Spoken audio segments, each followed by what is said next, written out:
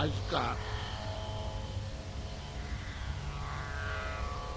का हमारा विषय है डॉक्टर श्री कृष्ण नारायण रतंजनकर, एक गायक, एक शिक्षक और एक रचनाकार, इन तीन भूमिकाओं में।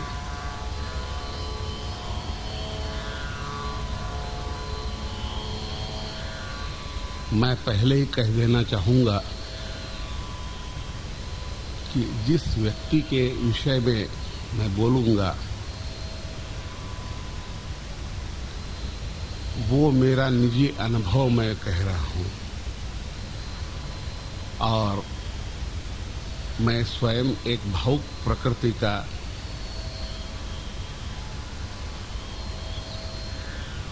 होते हुए शायद बीच में कहीं मैं अटक भी सकता हूँ।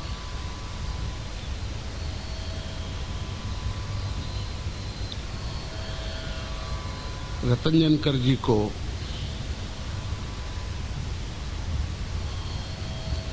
आज की पीढ़ी शायद उतनी नहीं पहचानती है जितने 50-60 साल पहले की पीढ़ी पहचानती थी।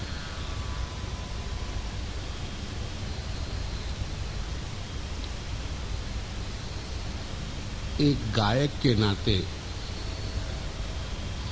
उनकी शिक्षा कैसी हुई, वो गायक कैसे बने,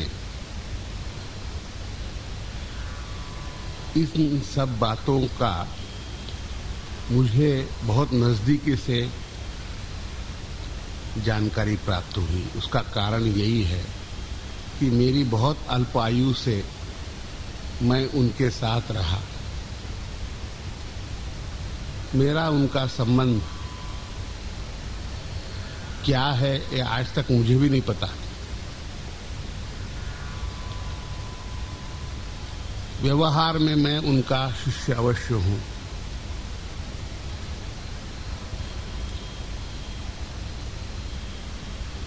लेकिन एक गुरु शिष्य के नाते से परे एक दूसरा एक नाता होता है। जो अनुभव करता है उसी को उसकी महत्ता समझ में आती है। वैसे मैं रहने वाला बेलगाम का, उनकी कर्मभूमि थी लखनऊ, यूपी। लेकिन एक संयोग था कि बिना किसी प्रयास के, जैसे परसी हुई थाली सामने आती है, भैया खाओ,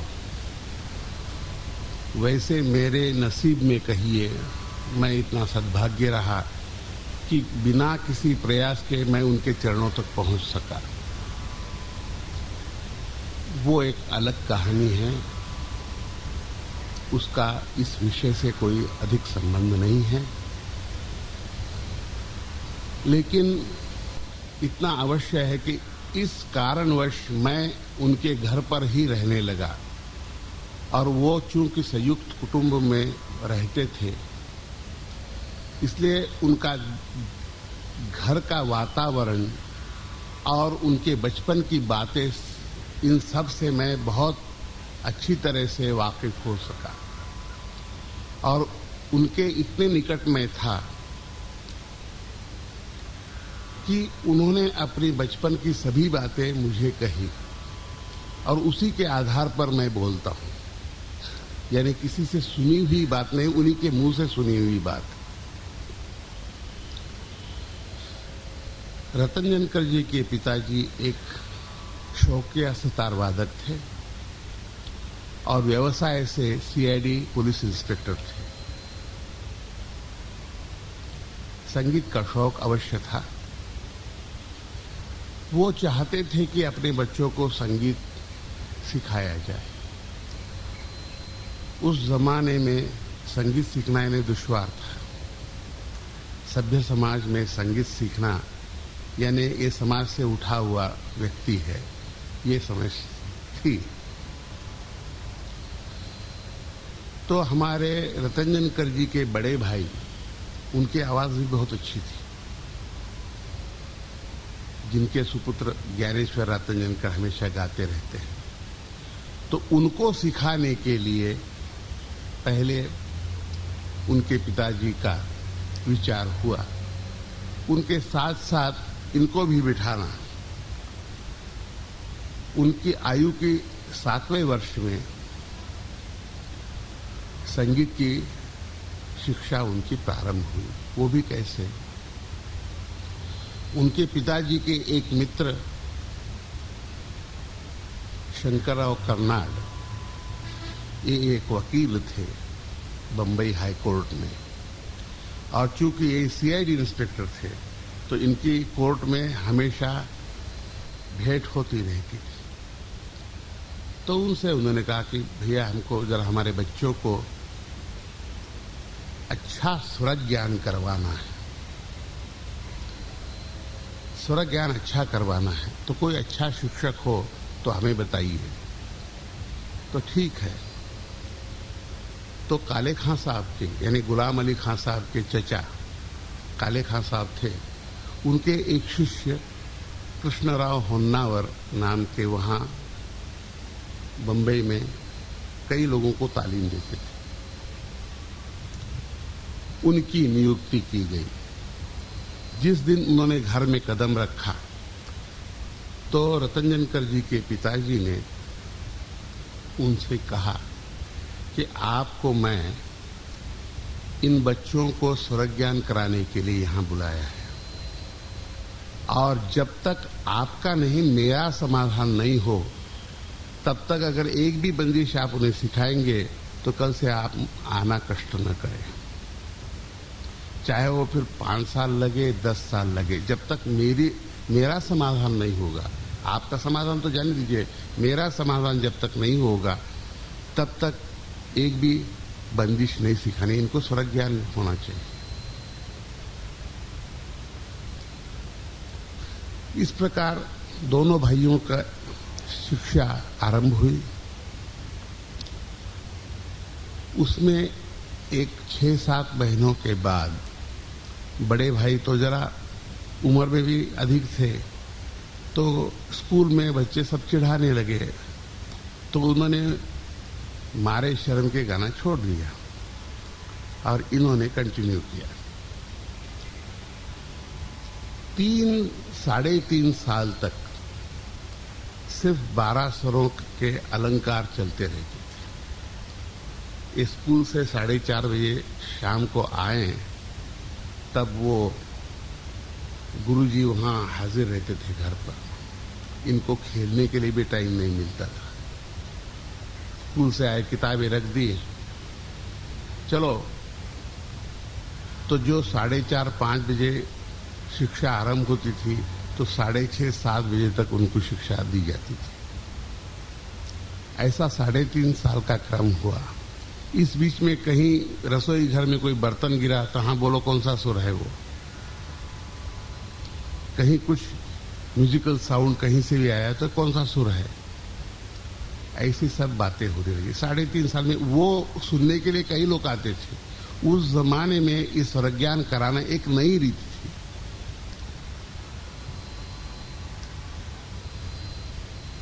एक दिन 3.5 साल में शंकरराव कर्नाड जी के मित्र पंडित भातखंडे जी थे, वो भी वकालत करते थे और कर्नाड जी भी उनसे सीखते थे। तो उन्होंने कहा एक लड़का अच्छा तैयार हो रहा है, जरा चलिए सुनने चलिए। तो पंडित जी को ले आए। तो उन्होंने वही उनको स्वर ज्ञान के, फिर पंडित जी ने उनकी टेस्ट ली,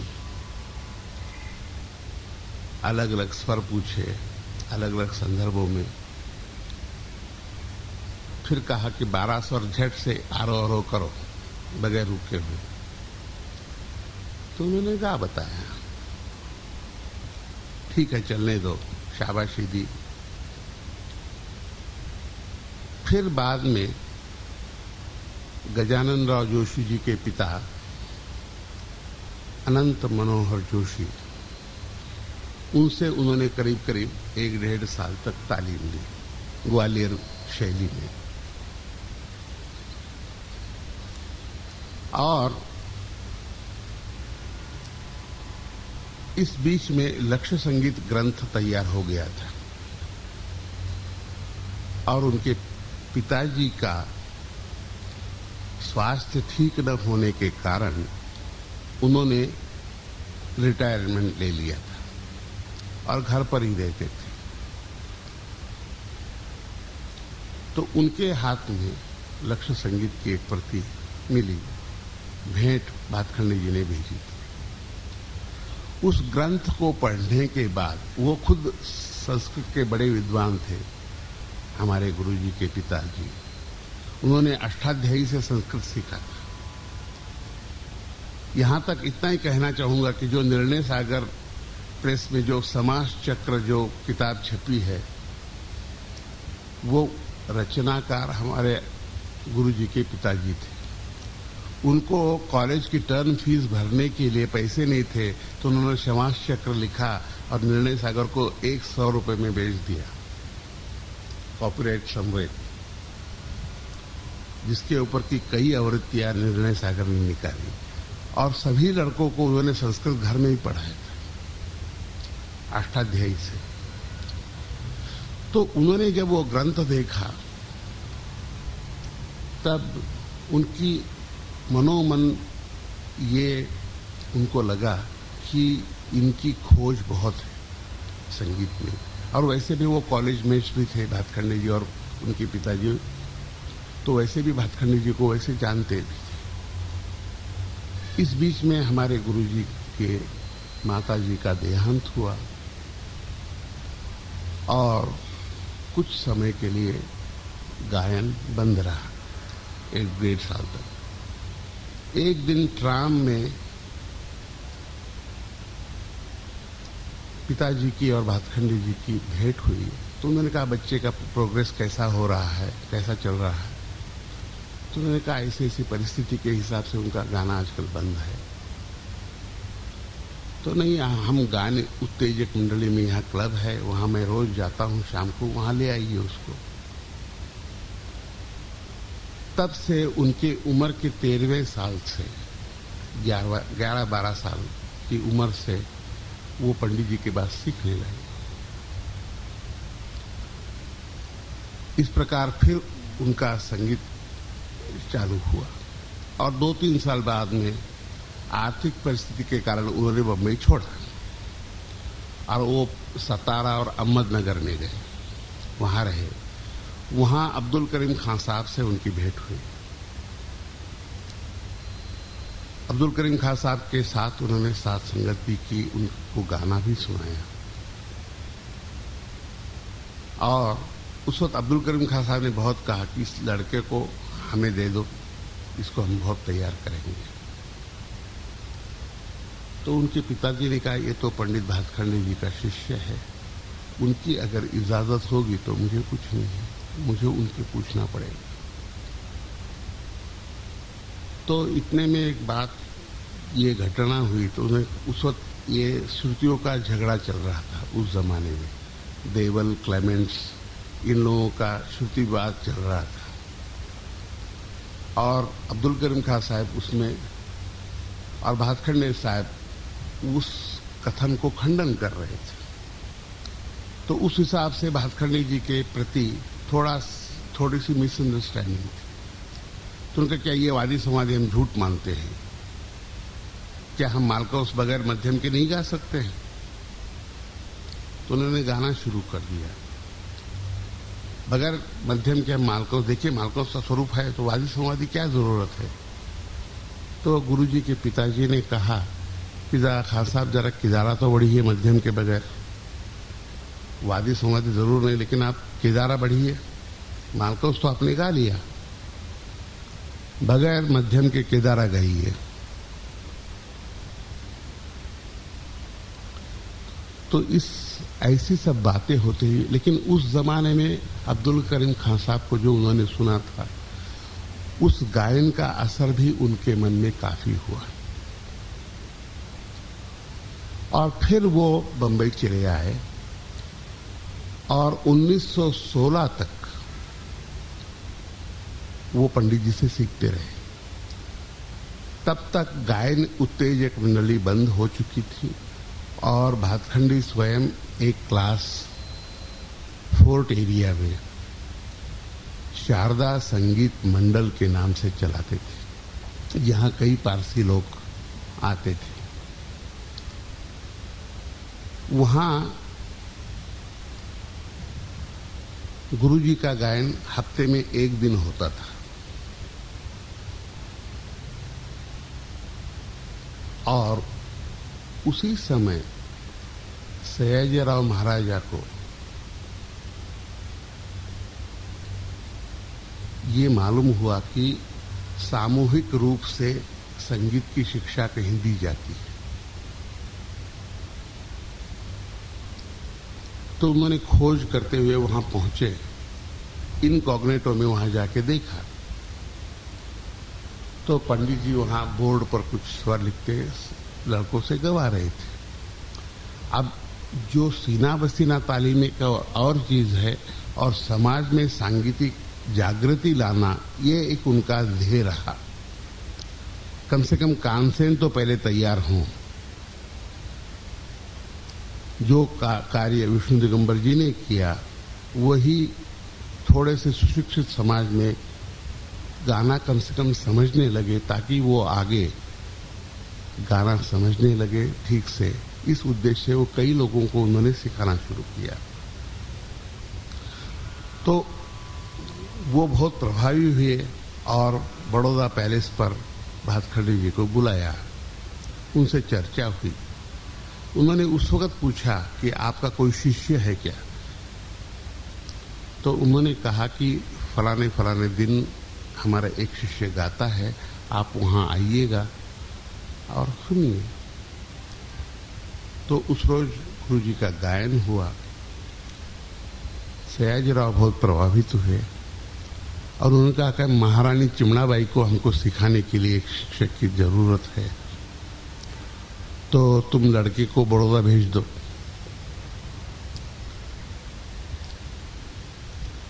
तो उन्होंने कहा कि मेरी भी एक शर्त है। कहिए। मैं अवश्य भेजूंगा। यहां तक कि उनकी आर्थिक परिस्थिति बराबर नहीं थी, इसलिए कुटुंबियों को सभी को मुफ्त शिक्षा वहां का प्रबंध करवाया गया बड़ौदा में, और उनको 25 रुपए स्कॉलरशिप महीना मिलने का आश्वासन दिया गया। उन्होंने कहा मेरी एक शर्त है, वो भले महारानी साहब को गायन सिखाएं, लेकिन आप अगर फैयाज खान साहब के पास इनको सिखाने का प्रबंध करते हैं तो मैं भेजने को तैयार हूं। उद्देश्य क्या था? उनके और भी शिष्य थे, भातखंडी जी के वाड़ीलाल शिवराम थे, शंकरराव कर्नाड जी थे, और भी कई लोग थे, लेकिन एक गायक के तौर पे उनको एक शिष्य तैयार करना था। और इस दृष्टिकोण से वो चाहते थे कि रतन जनकर जी को खां साहब के पास भेजिए। और जैसा कि हमारे गुरुजी ने मुझे कहा, भातखंडी जी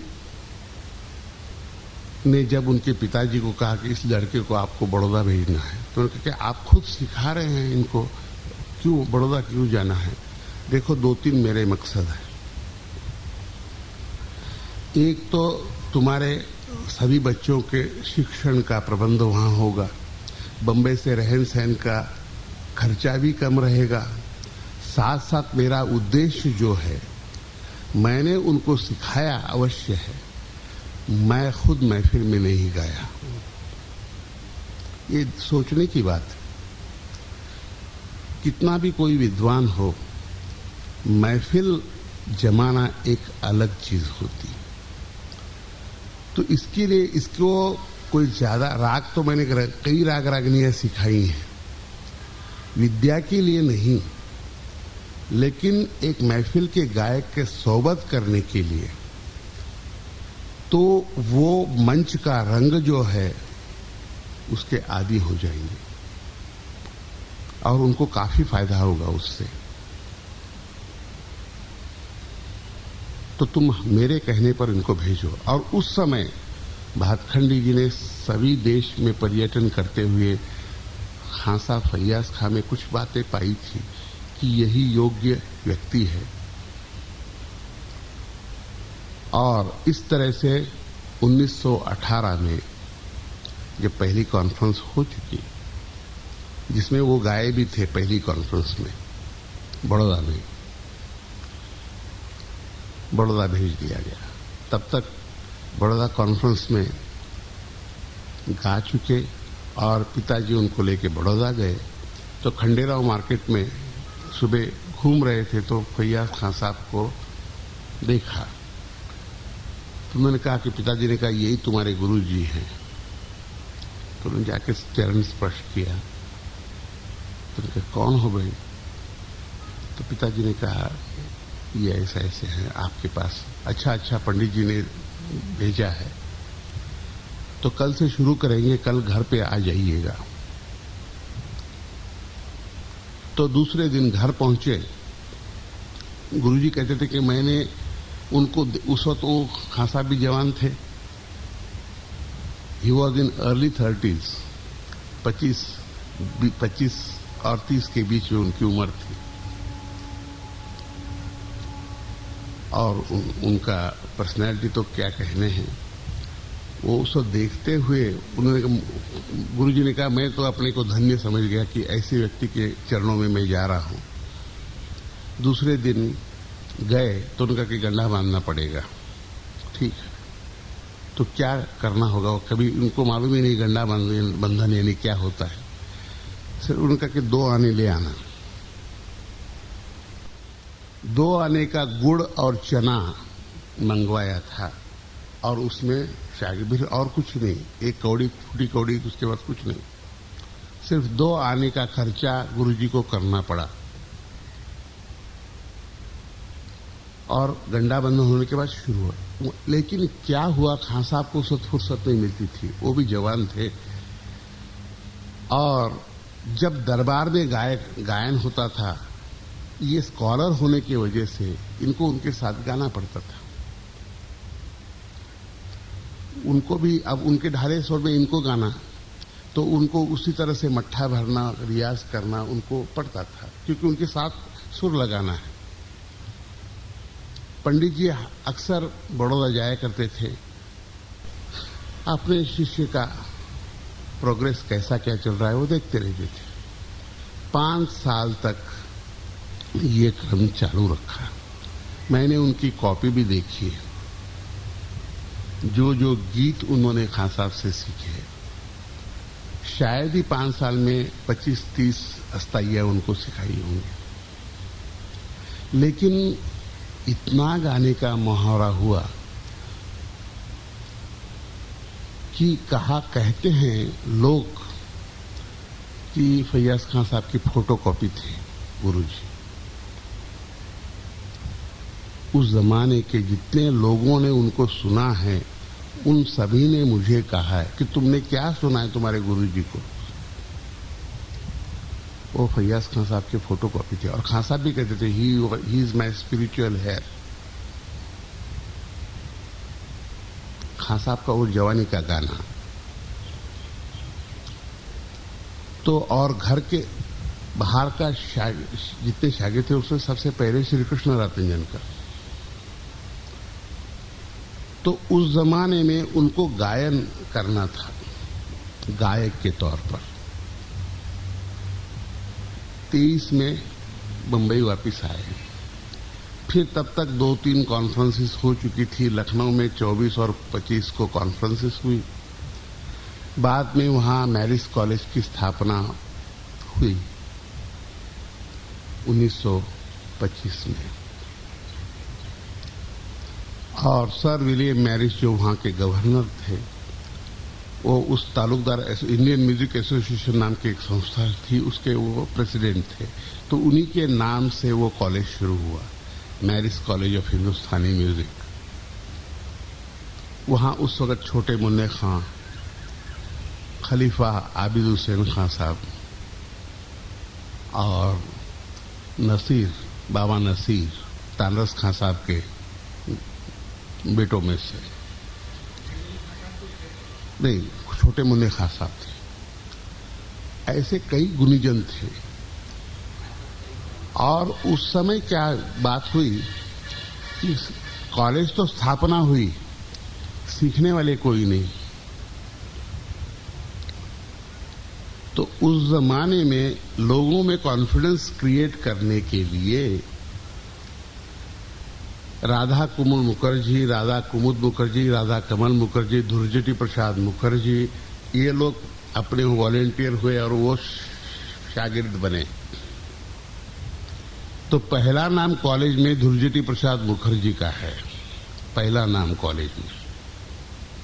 फिर राधा कमल मुखर्जी है, राधा कुमुद मुखर्जी है। फिर बाद में सभी लोग आने लगे। फिर वो कॉलेज शुरू हुआ। वो शिक्षण के तौर पे, म्यूजिशियन के तौर पे मैं कहूं, उन्होंने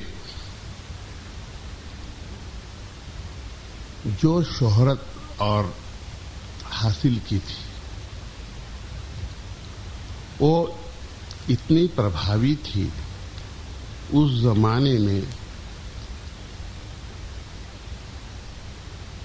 ऐसा गायक बहुत कम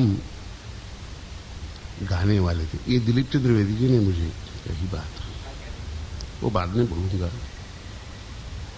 तो खैर म्यूजिशियन तो वो थे ही, यहां तक कि गुरुदेव ठाकुर ने भी उनका गाना सुना और वो कहते थे भास्कर जी को, इसको मुझे दे दो।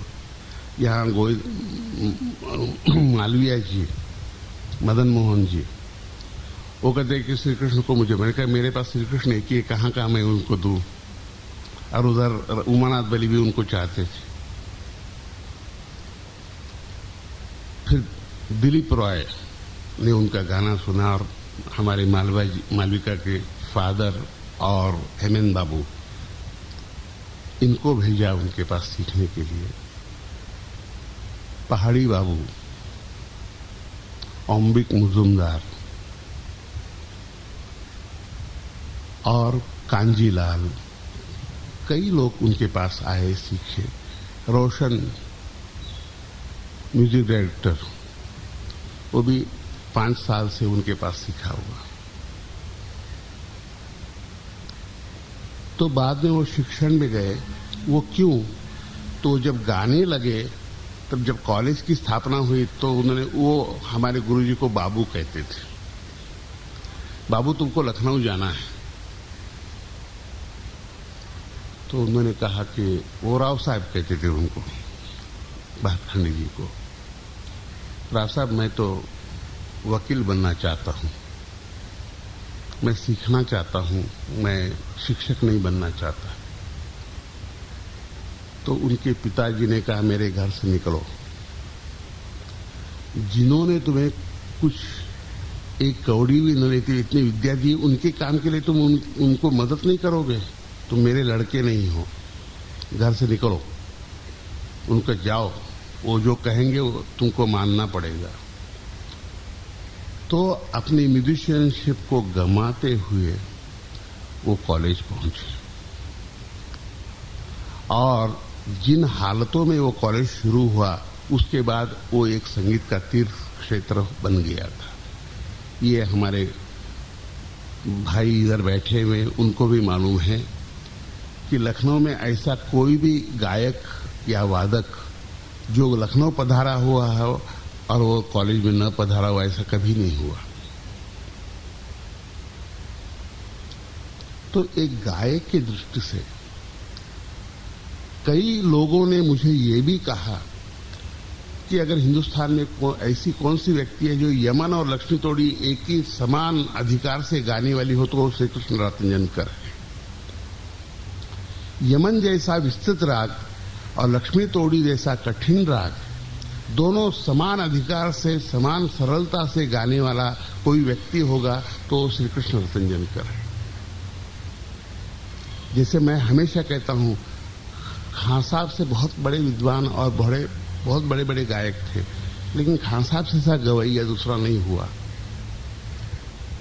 उसी प्रकार रातंजनकर से भी बहुत बड़े गवैये थे, लेकिन रातंजनकर जी जैसे गवैये, कई गवैयों ने मुझे ये कहा, और एक ने तो कहा, एक ही शब्द में कहूंगा, किसी ने उनसे पूछा रातंजनकर जी के बारे में, अरे तुमने क्या रातंजनकर की सुना है? रातंजनकर तो रागों के बाग लगाते थे। एक बहुत मार्मिक वाक्य है ये, रागों के बाग लगाते थे। अब देखिए, बाग लगाना और बगीचा लगाना फर्क है। एक पार्क भी होता है, एक हाउस गार्डन भी होता है। हाउस गार्डन जिसको हम कहते हैं, घर के आजू बाजू में बगीचा होता है, उसमें कई जात के पेड़ लगे रहते हैं। कुछ पेड़ सिर्फ साये में पलते हैं, कुछ धूप में बढ़ते हैं, कुछ पेड़ों को साया और धूप दोनों की आवश्यकता होती है। कहने का तात्पर्य क्या है कि राग में सुर को कितने प्रमाण में, कितने अंश में लगना चाहिए ताकि वो राग सही हो। ये जो चीज थी वो मैंने भी कई लोगों को सुना, लेकिन वो जो तासीर उनके गायन में थी, वो जो समझाते थे बारीकियां, शायद किसी इसने क्लैरिटी से समझाकर गाना, मैंने कई उस्तादों को सुना और सीखा भी, तो वो म्यूजिशियनशिप उनमें थी। मैंने उनके कई महफिलें, चूंकि मैं उनके घर पे रहता था, उनके पास सीखता था। बॉम्बे में 1940-42 तक जब भी वो समर वेकेशन में बम्बई आते थे, कम से कम 4-5 म्यूजिक सर्कल में उनका प्रोग्राम होता रहता था। और आपको आश्चर्य होगा कि उनके ऑडियंस में 75 से अधिक लोग गाने बजाने वाले ही लोग रहते थे। क्यों? रातंजनकर जी का गाना है तो सब गायक वादक बैठे रहते थे। तो उस व्यक्ति ने यही कहा कि जिसके सुर और राग गुलाम है, उसको और क्या चाहिए? जिसके सुर और राग दोनों गुलाम है, उसके लिए और क्या बात होनी चाहिए? कोई भी राग आप जोग साहब से पूछिए, किसी भी राग को शुरू कर दे वो, तो बस शुरू हो जाते थे। और चाहे ट्रेन में सफर कर रहे हों या घर में बैठे सिखा रहे हों, उनके लिए कोई फर्क नहीं होता था। या हमको मूड में आना, ये भी जरूरत नहीं पड़ती थी। उनका मूड हमेशा बनाए रहता था। इतना ही है कि कॉलेज को बनाने में जिन्होंने अपनी म्यूजिशियनशिप को गमाया, वो सिर्फ एक गुरु के आज्ञा के लिए। ऐसा आप समझिए कि जो इतना प्रतिभाशाली गायक होगा, वो अपना म्यूजिशियनशिप सिर्फ एक गुरु के वचन के लिए छोड़ देगा। बहुत बड़ा सैक्रिफाइस शायद कोई करेगा आज के जमाने में। जिसको प्लेटफॉर्म पर है, दिलीप चंद्र बेदी ने उनके कॉन्डोलेंस मीटिंग में कही थी बात, दिल्ली में संगीत नाटक एकेडमी में, जब रेजोल्यूशन पास हो गया था, तब वो रेजोल्यूशन पास होने जा रहा था। दिलीप चंद्र बेदी जी खड़े होके क्योंकि मैं भी कुछ कहना चाहता हूं, तो चेयर ने कहा कि हाँ जरूर कहिए।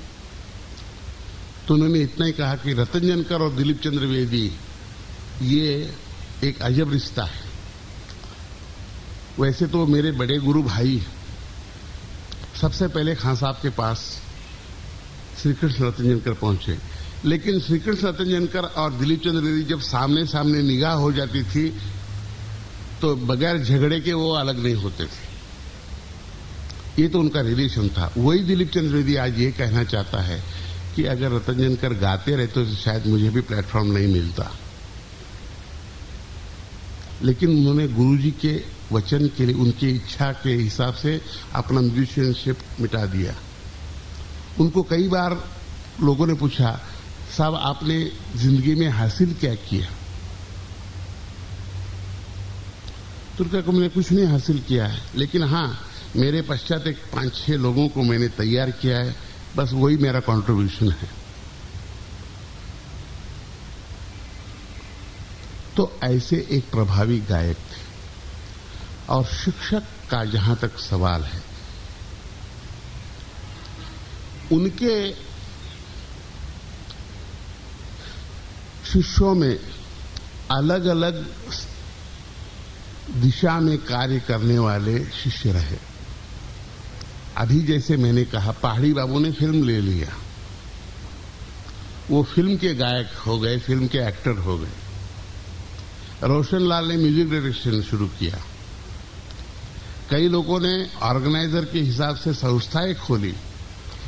कुछ लोग म्यूजिकोलॉजिस्ट हो गए, कुछ लोग एजुकेशनिस्ट हो गए, गायक लोग बहुत थोड़े। वो तो भास्करनी जी से भी सीखी हुई थी। अंबिक मुजुमदार जो थे, बहुत अच्छी आवाज थी, मेरे गुरुजी कहते थे वो ऐसी आवाज बहुत कम रहती थी। वो मैडम मेनका के साथ जर्मनी चले गए as music director, madam Menaka के ट्रुप में, और वही जर्मनी में जाके बसे, शायद दूसरी लड़ाई में वो मारे भी गए। लेकिन वो बहुत अच्छे गाते थे। एक कांजीलाल थे।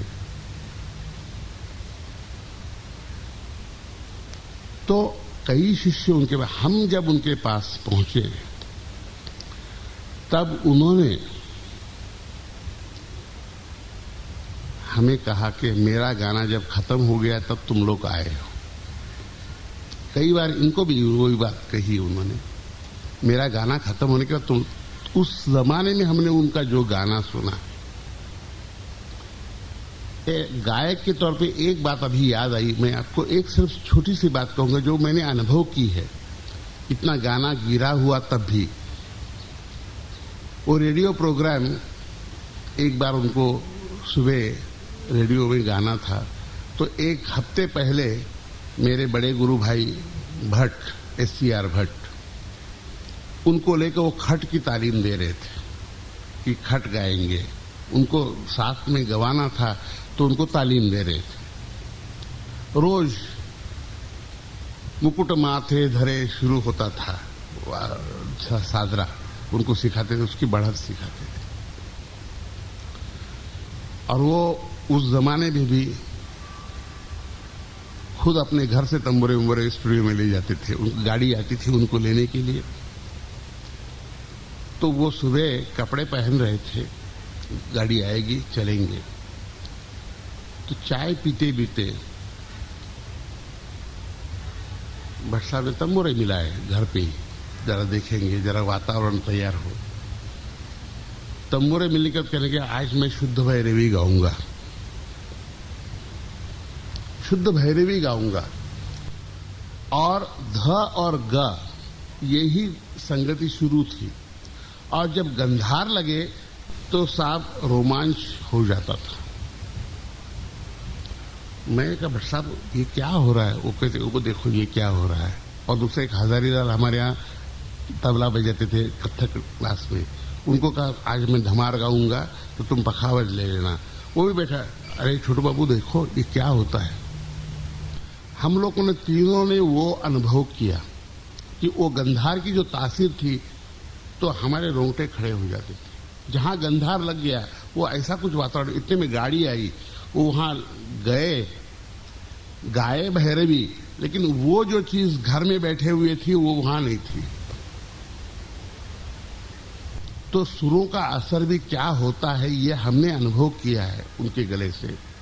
बाद में एक परिस्थिति के हिसाब से, उनके और भी कारणों की वजह से, फिर इसीलिए मैं कहता हूं आजकल के लोग, पीढ़ी जो है उनके गायन से वंचित हो गए।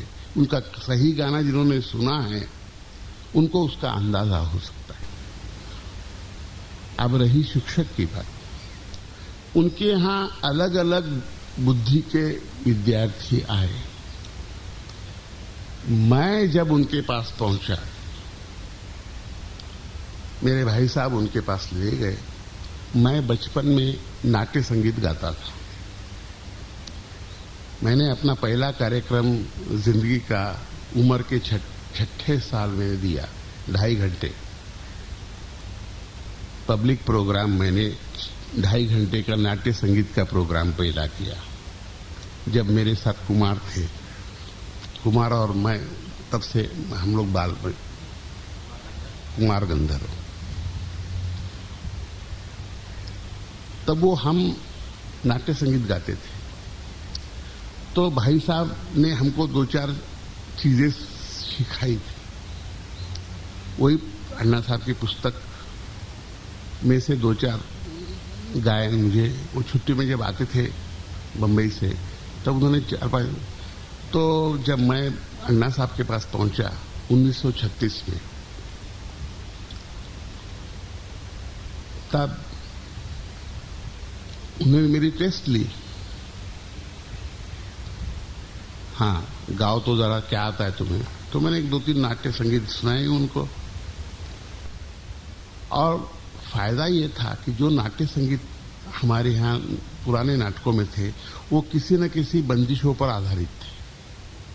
तो उस किताब में लिखा रहता था, अमृतची गोपाला गर्जत आए या चालीवर, रागसुर मल्हार बघुनको मजकडे केविरवाणा कालिंगड़ा। अलग अलग गीतों पर सुजन कसा मन चोरी, फुलवन से जसवारू, राग भूप, ये सब अस्थाइयों के उस बंदिशों के उस जो तर्जें दी थी, वो बालकृष्ण बुआ वजे या भास्कर बुआ, ये 2 इन म्यूजिक डायरेक्टरों ने नाटकों में तर्जें दी थी। तो वो आउटलाइन के ऊपर से रागों का तो कुछ ख्याल था। तो उन्होंने नाट्य संगीत तो मेरा सुना, फिर भाई साहब ने जो 2-4 गीत सिखाए थे वो मैंने गा दिए। अच्छा, अब मैं गाता हूं, तुम गाओ मेरे साथ। तो वो जो गाए मैं अनुकरण करूं, वो भी देख लिया। फिर उन्होंने कहा कि मैं अब गाता हूं, कौन सा राग है पहचानो। अब वो जानते थे कि मैं नाट्य संगीत तक की मेरी सीमा है, तो उन्हीं रागों में वो अलग अलग गाते थे। मुझे कोई वादी सारे गम कुछ मालूम नहीं था। तो वो गाए तो मैंने कहा फलाना राग है, ढकाना राग है। अच्छा, कल से शुरू करेंगे। तो दूसरे दिन से मुझे उन्होंने भैरव की तालीम देना शुरू की। भैरव से मेरी तालीम शुरू हुई और 1.5 साल तक नोम तोम आलाप मुझे सिखाया उन्होंने। भैरव रोज 1-1.5 घंटा मुझे लेके बैठते थे और नोम तोम आलाप मुझसे करवाते थे। ये गुरुकुल विद्या मैंने पाई। 1.5 साल के बाद जब मैं उनके साथ लखनऊ गया, स्कूल में भी जाता था, सिर्फ संगीत ही नहीं किया, मैंने स्कूल की पढ़ाई भी की है। तो स्कूल जाने से पहले सुबह रियाज करता था, स्कूल चला जाता था, फिर शाम को आने के बाद कॉलेज में मैं घूमता रहता था। और फिर भी आप ये देखिए कि जब वो गाने बैठते थे, उनके साथ पीछे तंबूरे पे बैठ जाता था। मैंने कहा मैं जैसे गाता हूं वैसे गाते रहना। फिर वो सुरमलार गाए या गौरी गाए, हम उनके साथ गाते रहते थे। कुछ सीखा तो है नहीं। और उस टाइम से जो जो अस्थाई अंतरे वो गाते थे, मेरे दिमाग में वो रिकॉर्ड होता जाता। उस वक्त तो कैसेट नहीं थे, लेकिन हमारे दिमाग का कंप्यूटर से कैसेट हो जाता था वो। आपने 3-4 दिन जो मुझे सहवास में, आपके सहवास में मैंने बिताए हैं, वो उसी का नतीजा है कि अजानते हुए उनसे ऐसी भी शिक्षा मैंने पाई। और जब वो राग डिटेल में सीखने का मुझे मौका मिला, तो मुझे बहुत आसान हो गया, क्योंकि वो गाने की जो लहज है वो तो डायरेक्ट मेथड से मैं सीख रहा हूं। फिर सिर्फ इशारे चलने थे। और शिक्षक के तौर पे उनकी एक खासियत ये थी, वो कभी अपना अनुकरण करवाते नहीं थे। जोग साहब को मालूम है, तुम अपनी कहो, मेरी मत कहो। मैंने गाया, हम लोगों का क्या दृष्टिकोण था कि ये चीजें हम उनके पीछे गा रहे हैं तो वो जो दोहराए उसी को दोहराना हम सीख ले। वो तुमने सुन लिया है, अब अपनी कहो, कुछ नहीं। जोग साहब भी शुरू करें, नहीं नहीं तुम अपना कहो। हम लोग आवाज पीछे गाने लगे, तुम अपना दूसरा एंगल ले लो। उसमें से उनको और भी अलग एंगल सूझता था। और जैसी जैसी बुद्धि हो। अब देखिए, मुझे भी उन्होंने शिक्षा दी है, एस.सी.आर. भट्ट को भी शिक्षा दी है, दिनकर कायकिनी को भी शिक्षा दी है, सुमति मुटाटकर को भी शिक्षा दी है। सब एक साथ एक बैठक में बैठते हुए, किसी को अलग से शिक्षा नहीं। मुझे घर पर शिक्षा जो मिली, उसके बाद उन्होंने तोड़ी 3 महीने सिखाए, आलापी, फिर बाद में मारवा सिखाया, पूर्वी सिखाया, आसावरी। इसके बाद कहा कि तुम कॉलेज ज्वाइन करो। और उनके साथ तो रहता ही था मैं, गाने का सहवास तो उनके साथ था।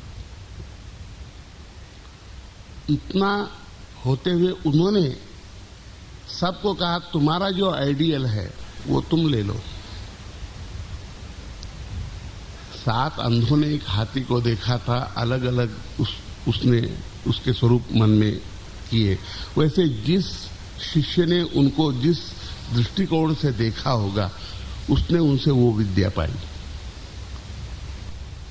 वो कभी कहते नहीं थे कि मेरा अनुकरण करो। जिसकी टेम्परामेंट जैसा होगा वो। और एक बात और मैं कहूंगा उनके एक शिक्षक के नाते, जब मैं उनके घर पे था उस समय रेडियो स्टेशन तो बहुत इने गिने थे। दिल्ली, बंबई, कलकत्ता, ये 3 ही स्टेशन थे। बाद में और स्टेशन खुले। और मैं चूंकि बंबई में था, उस वक्त ऑल इंडिया रेडियो भी नहीं हुआ था, ब्रॉडकास्टिंग कॉरपोरेशन के नाम से था।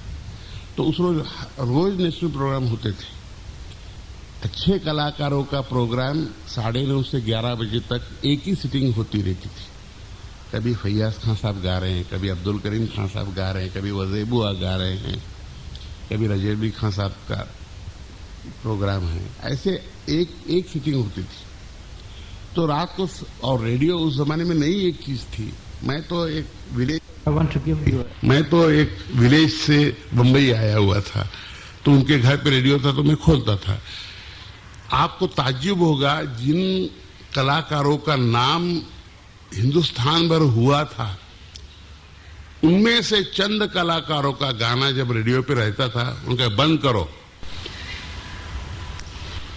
अब उनके सामने अपील तो है नहीं, बंद कर दो।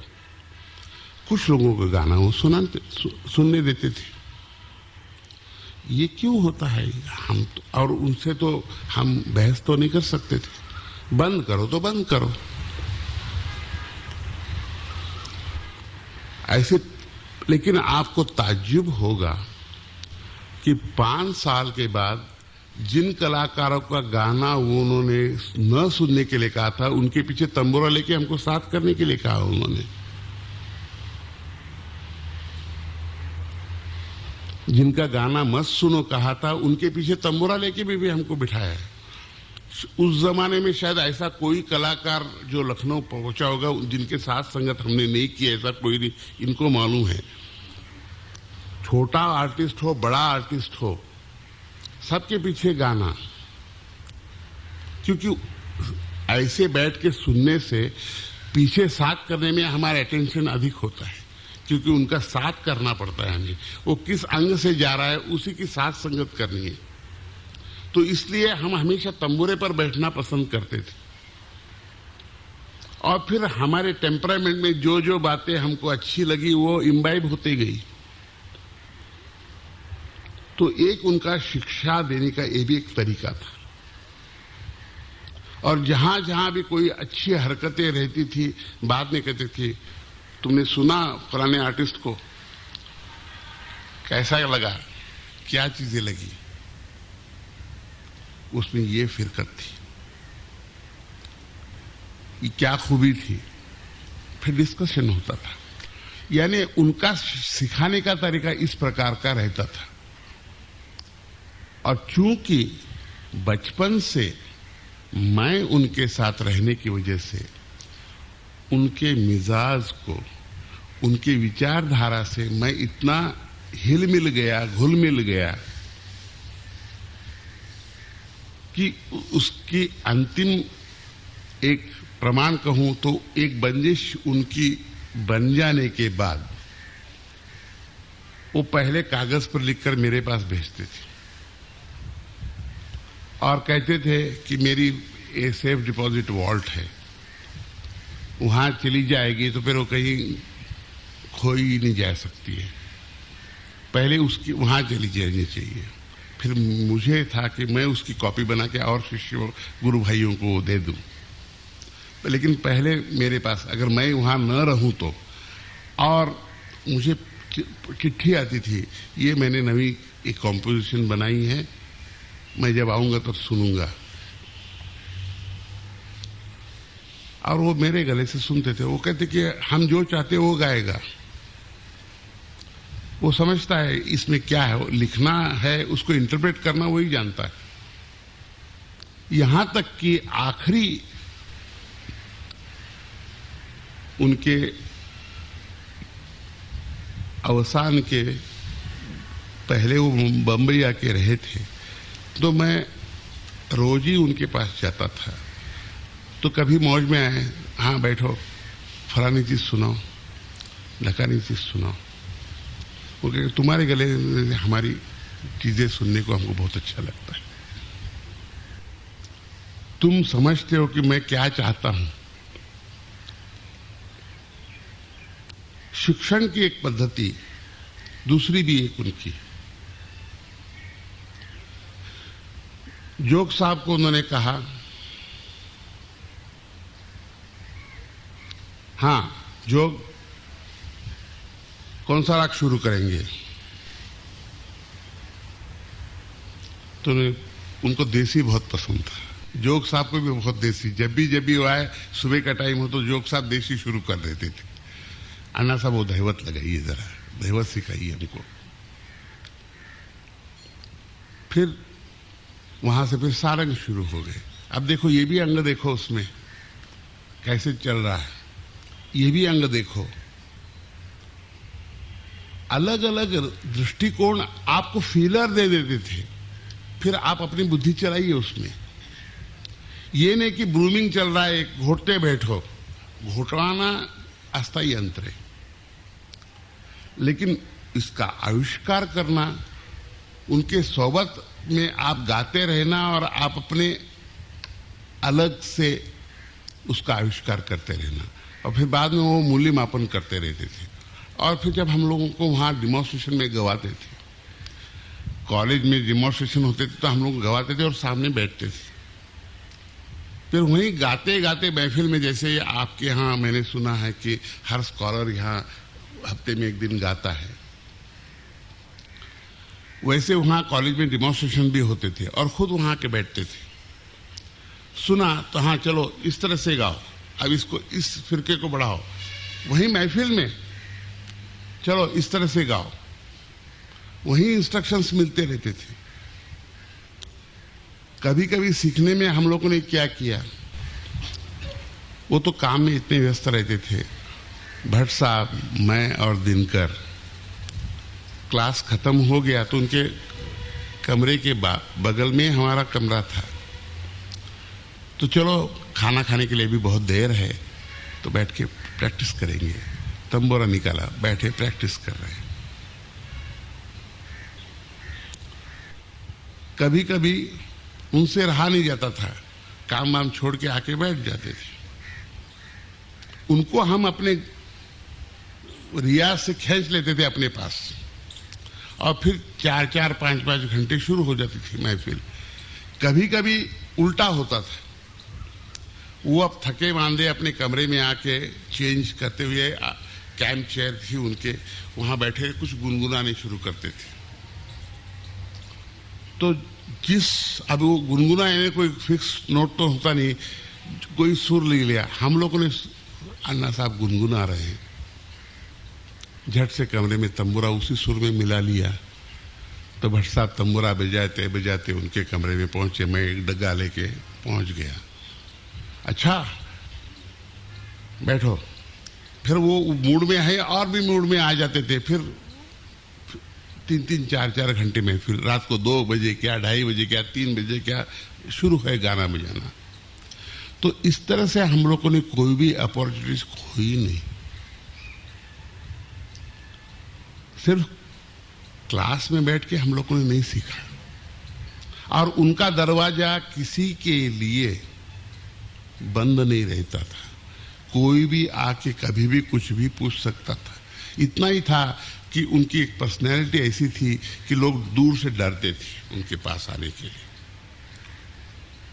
उनका एक बोलने की आवाज एक ऐसी लगती थी, वो कठोर है, लेकिन जिन्होंने उनको पहचाना है वो उनके इतने नजदीक गए हुए हैं, वो आपको जो गाइडेंस चाहिए हो वो बराबर मिलता रहता था।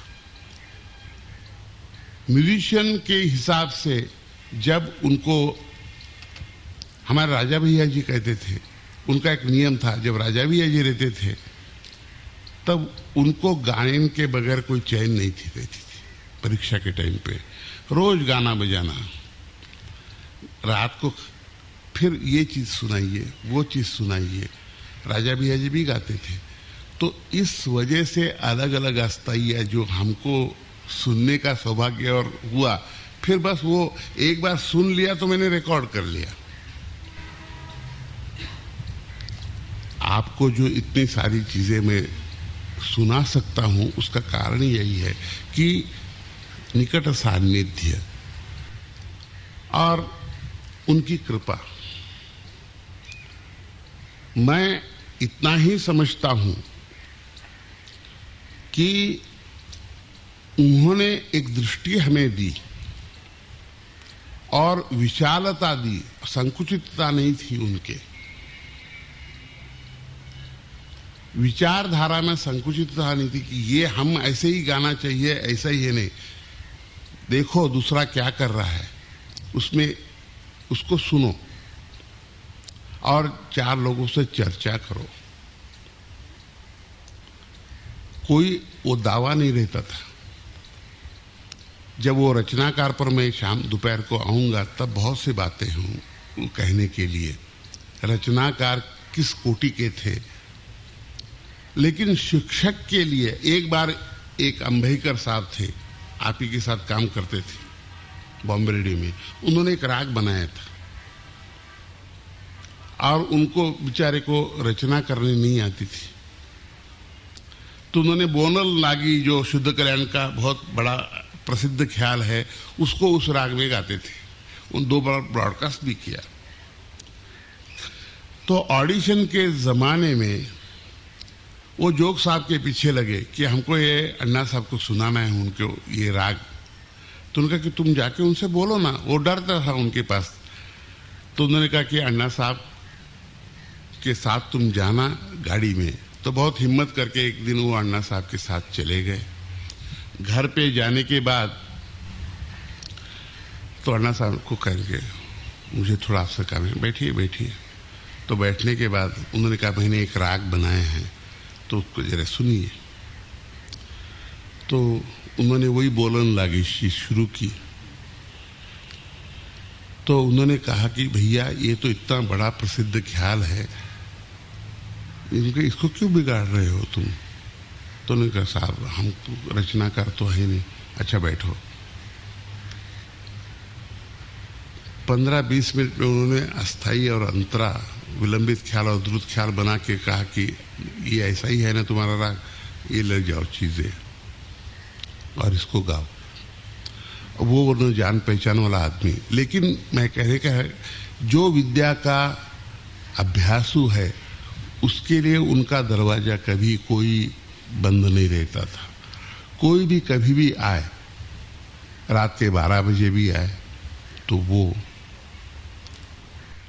अगर आप जेन्युइनली आएंगे, इतना ही था उनका कि गुरु के ऊपर किसी ने कुछ आक्षेप किए तो फिर उनसे सहा नहीं जा सकता था।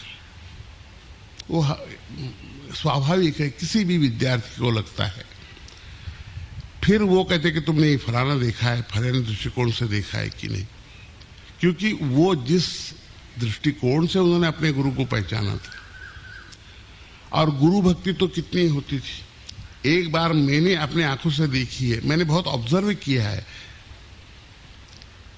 हमारे वल्लभ संगीतालय में स्वामी वल्लभदास जी थे।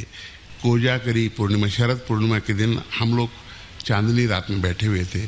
स्वामी जी ने कहा खां साहब के रिकॉर्ड लगाएंगे, तो चांदनी रात में बैठे टेप रिकॉर्डर पर खां साहब का यही मारू बिहार के रिकॉर्ड हमने लगाई थी। तो गुरुजी को जाना दूर था, तो रिकॉर्ड शुरू होते होते बैठे थे, उसके पहले और भी रिकॉर्ड लगे थे। तो स्वामी जी मैं चलता हूँ। वो वहां से उठे, उठते वक्त भी उस रिकॉर्डर को उन्होंने प्रणाम किया और उठे। गुरु का गायन चल रहा है, मैं बीच से कैसे उठूं, ये भी उसने भी उनको लिहाज रह रहा था। तो उस रिकॉर्डर को उन्होंने प्रणाम किया और उठे। और ऐसा कोई भी साल गया नहीं है जब फैयाज खां साहब अन्ना साहब के पास आए न हो। ये एक भावना भी होती है गुरु प्रत्यय। तो शिक्षक, एक गायक, मैंने पहले ही कहा कि इतने उच्च कोटि का गायक जिसकी कल्पना मैं शब्दों में नहीं दे सकता हूं। और क्योंकि आजकल की पीढ़ी उससे वंचित रही है। उस जमाने में रिकॉर्डिंग्स भी नहीं थी जो कि रिकॉर्ड करके हम उसको सुना सकते थे। जो उनके रिकॉर्ड्स अवेलेबल हैं वो उनके आखिरी अवस्था में है। ये हमारा दुर्भाग्य। हमें कहना पड़ता है कि वो इस प्रकार, इस कोटि के गायक थे। अब रचनाकार का जहां तक सवाल है, मैं समझूंगा कि दोपहर को एक बड़ी लंबी सेशन हम चलाएंगे जिसमें उनका दृष्टिकोण रचना के हिसाब से कैसा रहा, वो उसके बारे में हम अधिक विस्तृत रूप से चर्चा करेंगे। तब तक विश्रांति लें।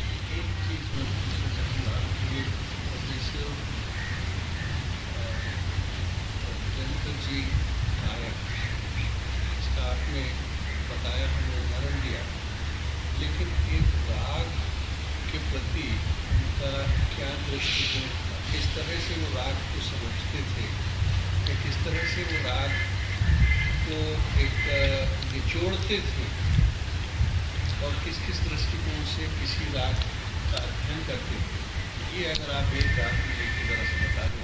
अवश्य। देखिए, अब एक सुबह का टाइम है, जतम्बुरे छिड़ी। उन्होंने कहा, उनका ये कहना था कि हर एक राग एक पर्सनैलिटी है, हर एक राग एक व्यक्तिमत्व है। हम जहां से सुने, लेकिन उसकी जान कहां पर है ये पहले समझ लो। अब एक वो रामकली गाना चाहते हैं तो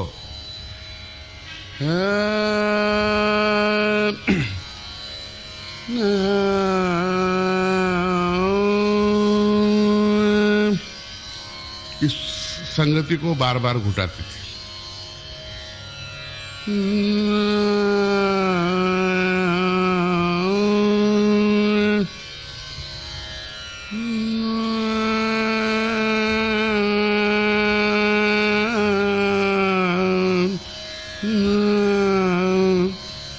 अब इसके साथ साथ अब आगे पीछे के फिर के देखने लगे।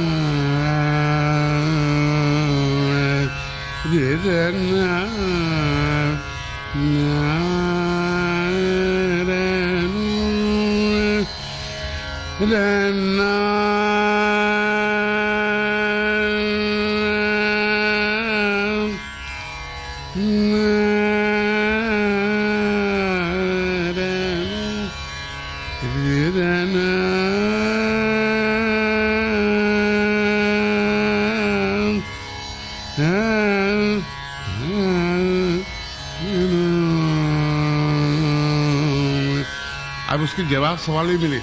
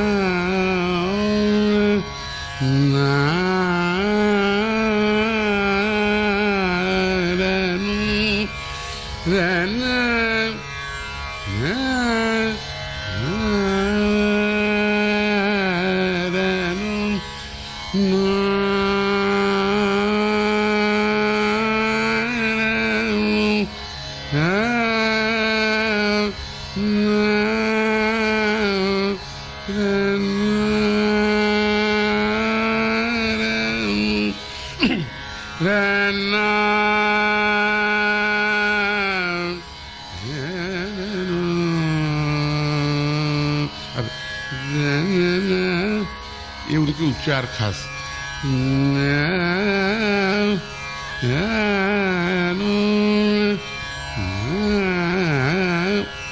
खास बात क्या है, एक सुर का लगाव। उनके गायन को फॉलो करने के लिए किस सुर की शुरुआत किस कण से शुरू हुई है ये देखना पड़ता है।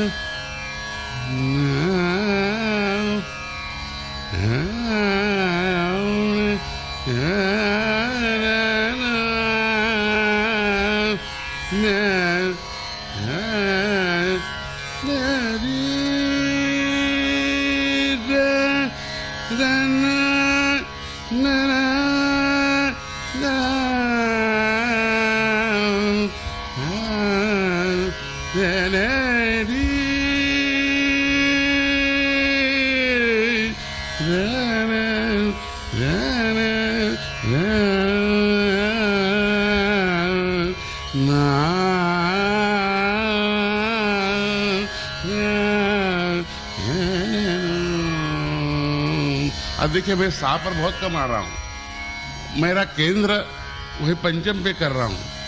एक उदाहरण के तौर पे बस उसी को आज घुमा रहे हैं। ये आपके दिमाग में पहले हॉन्ट करता रहे।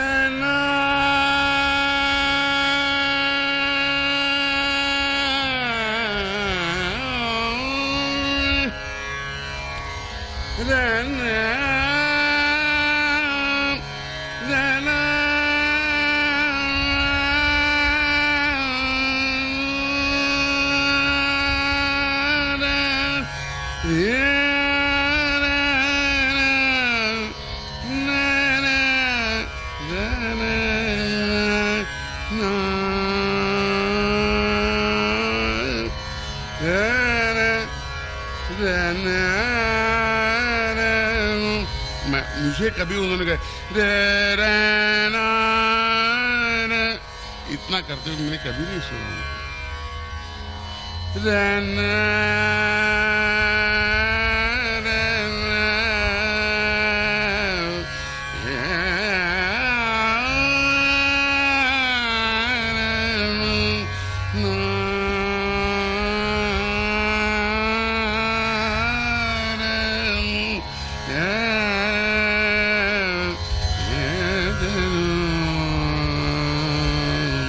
अब एक दूसरा उदाहरण, गांधारी एक बार हमने शुरू किया।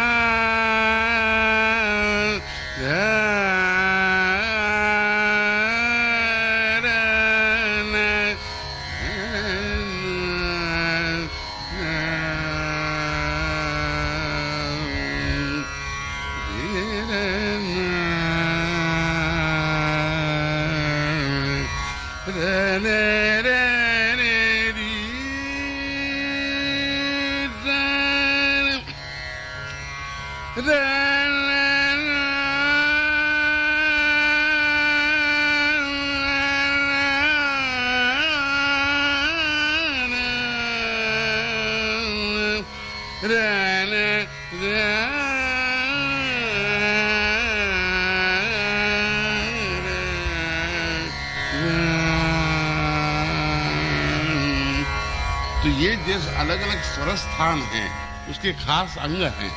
ये पहले गुटवाना उनका हमेशा एक तरीका रहता था, ये नहीं कि उसका सीधा सीधा चलो, बाद में वो बंदिश बताते, फिर हमको उस बंदिश के आधार से वो स्वर स्थान और भी पक्के हो जाते थे। जैसे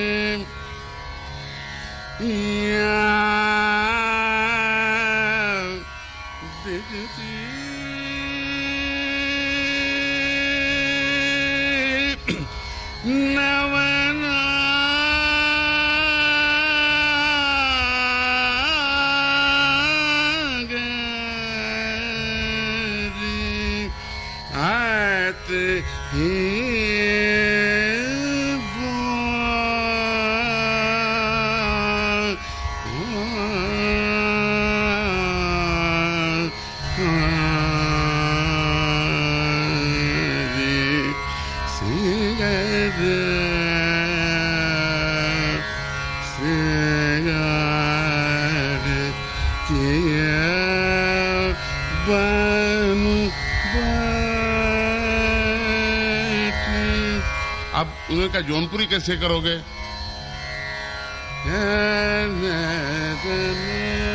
बस यही शुरू कर देते हैं।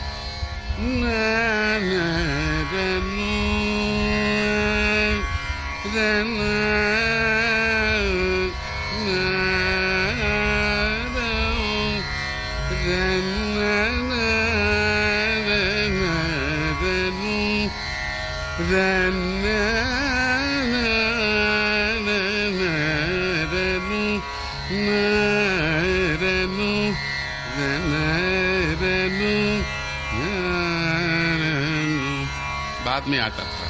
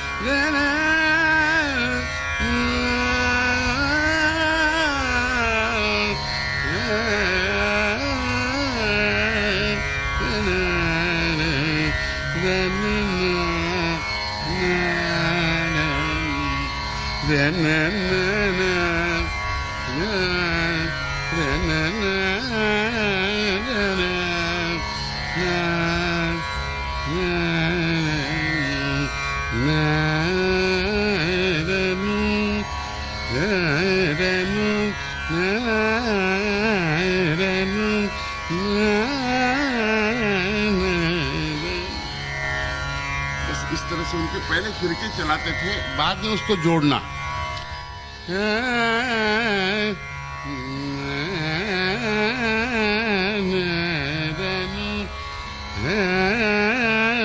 अब देखिए, ये एक फिरका हो गया। सुनने को तो एक ही सा लगता है।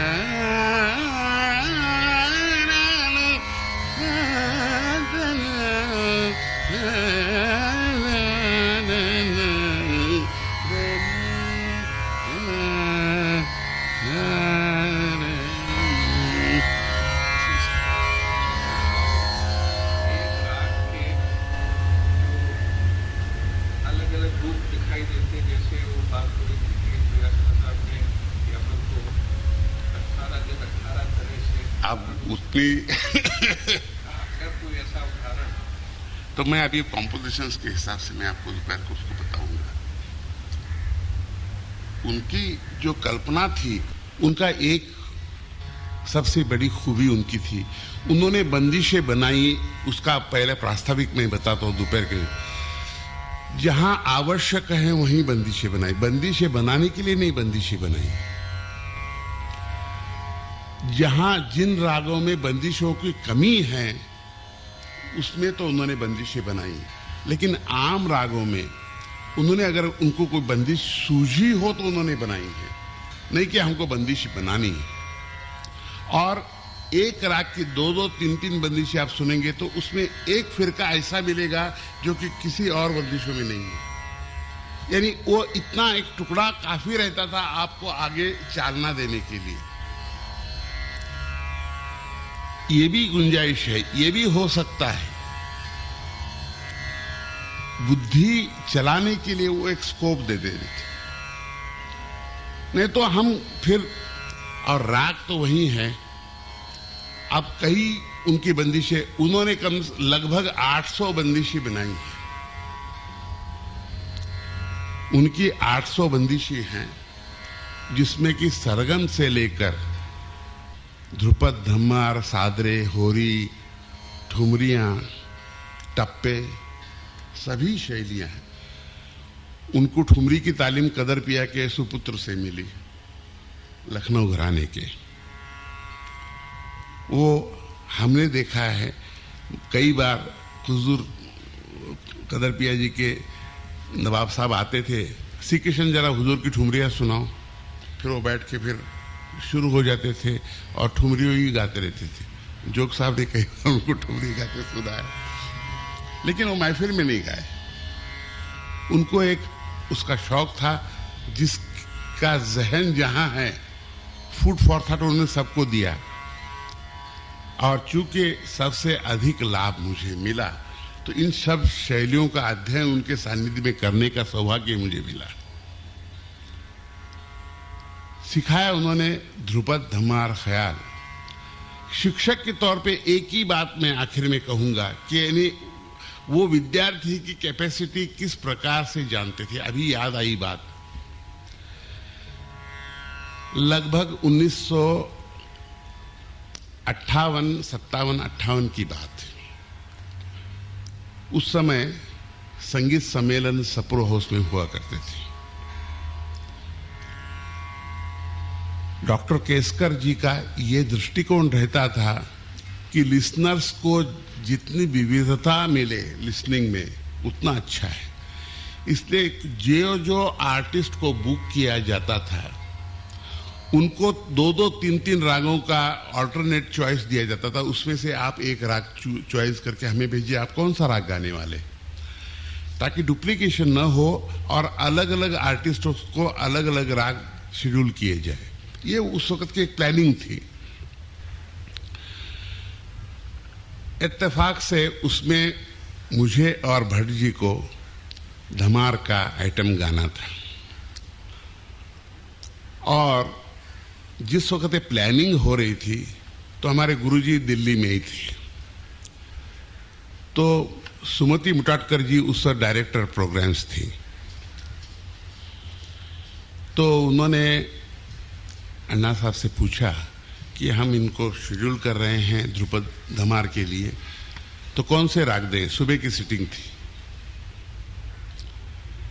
तो उन्होंने कहा कि लक्ष्मी तोड़ी दे दो, लक्ष्मी तोड़ी शेड्यूल करो। आप मुटाटकर जानती है हम लोगों को लक्ष्मी तोड़ी उन्होंने सिखाया भी नहीं है और वो सम्मेलन को गाने के लिए उन्होंने लक्ष्मी तोड़ी शेड्यूल करो। अब मुटाटकर घबरा गई तो उन्होंने एक सेफगार्ड के तौर पर लक्ष्मी तोड़ी, कोमल ऋषभ आसावरी और बिलास खनी तोड़ी, ये 3 राग लिखकर हमें कॉन्ट्रैक्ट भेजी। वो कॉन्ट्रैक्ट बॉम्बे स्टेशन से हमें मिला और उसी रोज हमको अन्ना साहब की एक चिट्ठी भी मिली। मैं पंजाब मेल से फलाने तारीख को आ रहा हूं, तुम और भट्ट मुझे मिलना। तो हम लोग उनके घर पर पहुंचे। पहुंचते ही पहला प्रश्न उन्होंने पूछा, तुमको रेडियो से कुछ पत्र आया है? मैंने कहा जी हाँ, कॉन्ट्रैक्ट आया है, तुमको लक्ष्मी तोड़ी गाना है, चलो निकलो तंबूरे। भट्ट साहब और हमको तंबूरे निकलवाए। तालीम शुरू हुई साहब लक्ष्मी तोड़ी की। राग को बताते बताते बताते होरी धमार की अस्थाई तो बन गई। एक करीब 2-2.5 घंटे उन्होंने तालीम दी। दूसरे दिन सुबह फिर बुलाया। दूसरे दिन सुबह हम लोग फिर गए। अब वो राग ऐसा कुछ नटखट राग है, समझ लीजिए 11 स्वरों का राग है। सिर्फ एक तीव्र मध्यम नहीं लगता है, बाकी सब स्वर लगते हैं उसमें, लेकिन अलग अलग अंगों से बनता है। सुबह का एक तालीम शुरू हुई तो जो कल का रंग था वो आज भी नहीं है, कुछ अलग ही लग रहा है। उस वक्त अंतरा बन गया। फिर शाम को फिर वो अस्थाई अंतरा हम लोगों को घुटाए और भी कुछ आराम दिए और तीसरे दिन ये फिर टूर पे बाहर निकल गए और 15 दिन के बाद हमको नेशनल प्रोग्राम अपने सम्मेलन में गाना। तो भट्ट साहब मुझे कहने लगे, अरे भैया कल कुछ और लगता था, आज कुछ लगता है और शाम को कुछ और लगता है, कैसे गाएंगे हम? मैंने क्या? तो भट्ट साहब डरते डरते उनको कहने लगे, अन्ना साहब एक बात कहना चाहते हैं, कहिए। आपने कल भी तालीम दी, आज भी दी और शाम को भी, लेकिन अभी तक हमको भ्रम हो रहा है। अस्थाई अंतरा घोटो। नहीं, आप जरा नमूने पे तौर पे कुछ आलाप हमको लिख के देते तो अच्छा होता। हंसने लगे। अच्छा कल स्टेशन पे आ जाना। तो हम लोग उनको सी ऑफ करने के लिए वीटी स्टेशन पे पहुंचे और वो घूम फिर के फिर वो सम्मेलन के पहले दिन दिल्ली पहुंचने वाले थे।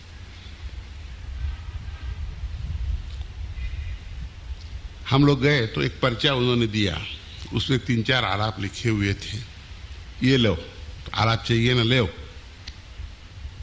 बस इतनी ही उनकी शिक्षा उस राग के बारे में। बस हम लोगों ने स्मरण किया, उसके ऊपर हम लोगों ने 15 दिन में दोनों ने घोटा खूब।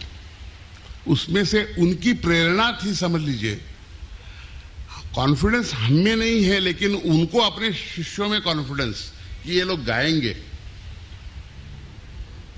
और हम लोग जब सप्रो हाउस में पहुंचे, अनाउंसमेंट लिखवाया साहब, तो मुटाट कर पूछे क्या गा रहे हो, तो हमने कहा लक्ष्मी तोड़ी, तो वो भी चकरा गई। तो गाने बैठे, वहां जितने बड़े बड़े गुनीजन बैठे थे, विलायत हुसैन खां साहब थे, निसार हुसैन खां साहब थे, गजानन बुआ जोशी थे, उनके पिताजी थे आनंद मनोहर जोशी, डॉक्टर केसकर ठाकुर साहब, सभी बैठे हुए थे सामने। 5 घंटे डट के आलाप करके धमार और उपज सब गाए। तो बाद में कहते हैं देखो गाया कि नहीं इन लोगों ने लक्ष्मी तोड़ी। तो इतना कॉन्फिडेंस, अब आप देखिए कि एक शिक्षक के तौर पर शिष्यों में कितना कॉन्फिडेंस उनको। और हम लोगों को फिर बाद में एक बार वो नक्शा जो तैयार हुआ हमारे दिमाग में, क्योंकि नई नई चीज कोई भी होती है, उसको जब तक आप मनन चिंतन नहीं करेंगे तब तक आपके दिमाग में कोई चीज बैठ नहीं सकती। ओवरनाइट तो कोई चीज नहीं बैठ सकती। रियाज और उसके ऊपर मनन चिंतन, तो उन्होंने एक दृष्टिकोण हमें दिया था किसी राग को समझने के लिए, सीखने के लिए। वैसे तो कई कई बंदिशें उनकी ऐसे बैठे बैठे सिखाते सिखाते बंदिशें हुई हैं,